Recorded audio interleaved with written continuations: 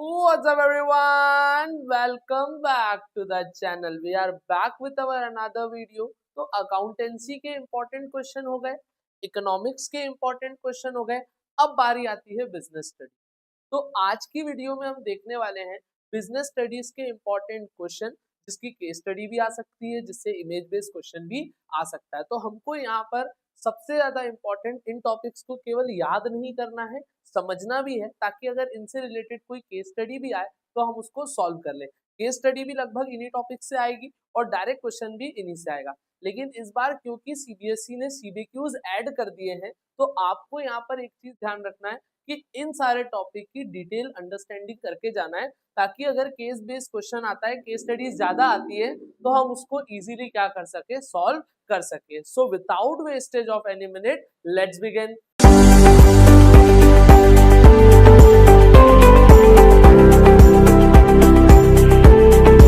तो सबसे पहले हम लोग स्टार्ट करते हैं chapter number 1, that is nature and significance of management. तो इससे बच्चों टोटल हमने लिए हैं 6 क्वेश्चन, क्योंकि पहला चैप्टर है, इंपॉर्टेंट भी है। तो इसमें सबसे पहला आता है फीचर्स ऑफ मैनेजमेंट। आपको ध्यान रखना है, फीचर्स ऑफ मैनेजमेंट पढ़ना है, उसके ऑब्जेक्टिव्स पढ़ना है, उसकी इंपॉर्टेंस पढ़ना है, साथ ही साथ एफिशिएंसी और इफेक्टिवनेस का डिफरेंस भी पढ़ लेना। और इससे 1 मार्क्स में भी केस स्टडी पूछी जा सकती है कि कोई व्यक्ति इफेक्टिव है कि नहीं है, ऐसे करके इसकी केस स्टडी आ जाती है।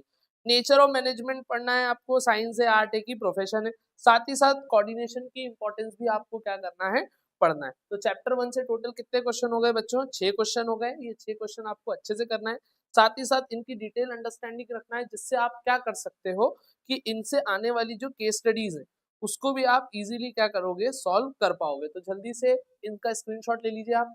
आगे अगर हम लोग बढ़े तो चैप्टर नंबर 2 आता है प्रिंसिपल्स ऑफ मैनेजमेंट। आप चाहो तो स्क्रीनशॉट ले लो या मेरे साथ नोट डाउन करते रहे। उसमें हमको टोटल करने हैं 3 क्वेश्चन। कितने क्वेश्चन करने हैं? 3 क्वेश्चन। पहला हमको पढ़ना है हेनरी फ्योल के प्रिंसिपल। कौन कौन से? Esprit de corps, remuneration, subordination of individual interest to general interest, division of work, discipline, order, unity of direction. फिर हमको एफडब्ल्यू टेलर की टेक्निक एंड प्रिंसिपल्स देखना है। तो सबसे पहले अगर बात करें इनकी टेक्निक्स में, functional foremanship, differential piece wage rate system, दूसरा आता है मेथड स्टडी, फिर आता है science not rule of thumb, harmony not discord. ये प्रिंसिपल चालू हो गए हैं science not rule of thumb से। Cooperation not individualism. Question number 3 आता है explain the nature of principle of management. Principle of management क्या नेचर होता है। आगे बढ़े तो थर्ड चैप्टर आता है। थर्ड चैप्टर से हमने क्वेश्चन लिए हैं 4। तो कौन कौन से 4 इंपॉर्टेंट क्वेश्चन है? पहला है importance of business environment, features, dimensions of business environment with examples, साथ ही साथ डीमोनेटाइजेशन। चैप्टर 4 की अगर हम लोग बात करें तो इससे भी हमने 4 क्वेश्चन लिए हुए हैं। 4 कौन कौन से क्वेश्चन है? तो पहला है importance of planning, limitation of planning, planning process और टाइप्स ऑफ प्लान। बच्चों एक बात ध्यान रखना है, इन सभी चैप्टरों का मीनिंग तो आपको पढ़ना ही पढ़ना है। इनकी जो फर्स्ट डेफिनेशन होती है, मीनिंग होती है, ये आपको सभी चैप्टरों की पढ़ना है और इन टॉपिक्स पे खास फोकस करना है। ठीक है, ये टॉपिक कंप्लीट सॉल्यूशन नहीं है कि इतना ही पढ़ना है। इन टॉपिक्स को पढ़ते टाइम और अच्छे से आपको क्या करना है, तैयारी करना है। आगे बात करें तो ऑर्गेनाइजिंग की, तो importance of organising, process of organising, meaning, merit and demerit of functional and divisional structure, इससे भी केस स्टडी आ जाती है। आगे देखते हैं importance and relation between delegation and decentralisation. अगले चैप्टर की बात करते हैं तो 6 चैप्टर पे आ गए हम लोग, स्टाफिंग। स्टाफिंग में आपको पढ़ना है स्टाफिंग प्रोसेस। अगर मैं सिंपल शब्दों में बोलूं तो प्रोसेस तो जितने चैप्टर में आपको सारी पढ़ना है। फिर आपको सिलेक्शन प्रोसेस को पढ़ना है, इसको ध्यान रखना है आपको, सिलेक्शन प्रोसेस को। आगे बढ़े तो इंपॉर्टेंस ऑफ ट्रेनिंग, ट्रेनिंग की क्या क्या इंपॉर्टेंस होती है, साथ ही साथ कौन कौन सी टेक्निक्स होती है ऑन द जॉब और ऑफ द जॉब ट्रेनिंग के अंदर, इंटरनल और एक्सटर्नल सोर्स ऑफ रिक्रूटमेंट पढ़ना है, और साथ ही साथ उनके एडवांटेज और डिसएडवांटेज पढ़ना है। अब बात करते हैं चैप्टर नंबर 7 की। तो आता है financial and non financial incentive. दूसरा क्वेश्चन आता है मैस्लो नीड हायरार्की थ्योरी। फिर आता है फॉर्मल एंड इनफॉर्मल कम्युनिकेशन और इसके प्रोज एंड कॉन्स भी आपको देखना है, ध्यान रखना है।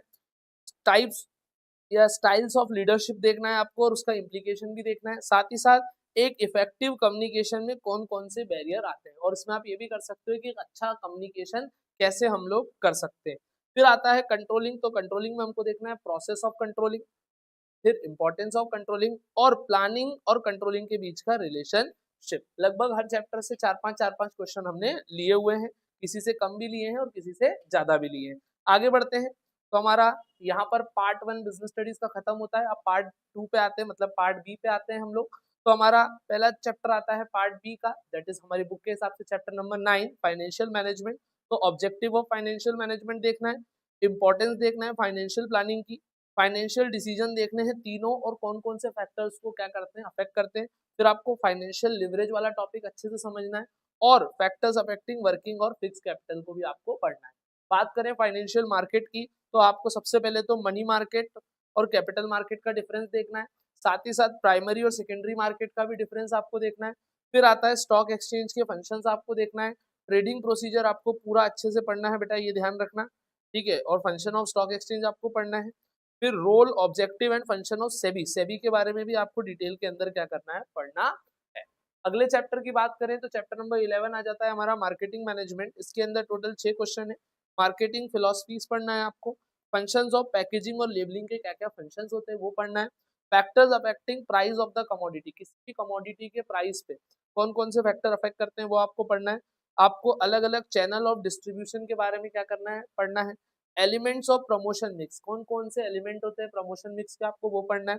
फंक्शंस ऑफ मार्केटिंग, मार्केटिंग के क्या क्या फंक्शन होते हैं आपको वो भी पढ़ना है। लास्ट हम लोग आ चुके हैं कंज्यूमर प्रोटेक्शन के ऊपर, तो इसमें हमको पढ़ना है rights, responsibility of a consumer, एक कंज्यूमर को कौन कौन से अधिकार मिले हैं और कौन कौन सी रिस्पॉन्सिबिलिटी है।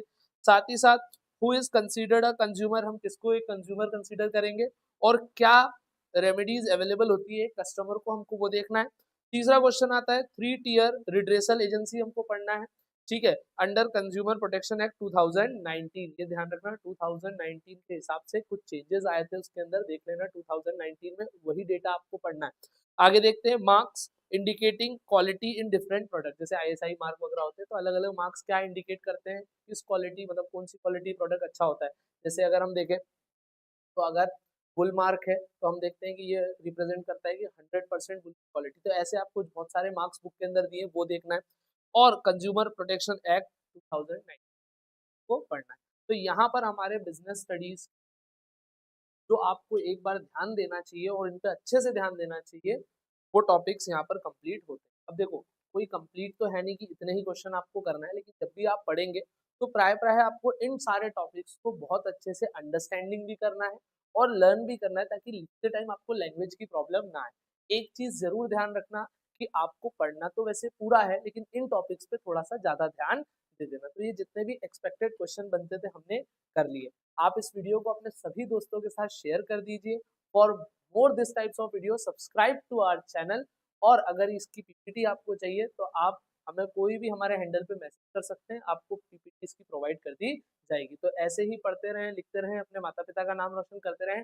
Till then guys keep working hard and make your parents proud. Thanks a lot.